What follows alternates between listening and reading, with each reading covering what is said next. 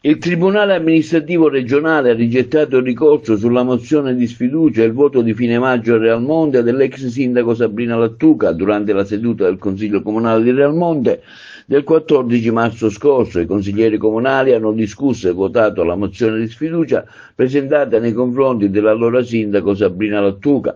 A seguito dell'approvazione della mozione di sfiducia, il presidente della regione siciliana ha nominato Carmelo Burgio quale commissario straordinario del comune di Realmonte. Successivamente, con provvedimento di indizione dei consigli comizi elettorali, è stato disposto che le elezioni relative al sindaco e al consiglio comunale di Realmonte si terranno il 25 e il 26 maggio 2025.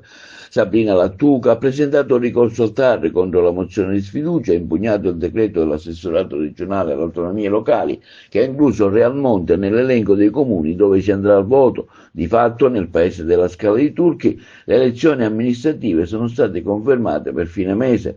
L'ex sindaco Lattuca, ritenendo illegittima la delibera di approvazione della mozione di sfiducia, aveva proposto innanzi al TAR Sicilia-Palermo un ricorso contro il comune nei confronti della presidenza della regione siciliana, dell'assessorato regionale alle autonomie locali, della funzione pubblica del commissario straordinario Carmelo Burgio, dell'ex presidente del Consiglio Irene Pilato e dei consiglieri comunali decaduti. Per resistere al ricorso si sono costituiti in giudizio il candidato a sindaco Mallia, l'ex presidente del Consiglio Comunale Irene Pilato, i consiglieri uscenti Melissa Rita Arcuri, Teresa Siracusa, Emanuele Fiorica, Salvatore Putrone, Alessandra Rita Monachino, Fabio Lillo Incardona, difesi dagli avvocati Rubino e Impiduglia. Il TAR di Palermo ha respinto quindi la domanda cautelare proposta dall'ex sindaco Lattuca, accogliendo le eccezioni e le difese formulate dagli avvocati Rubino e Impiduglia, rientrando la mozione di sfiducia tra i provvedimenti caratterizzati da un'elevatissima discrezionalità.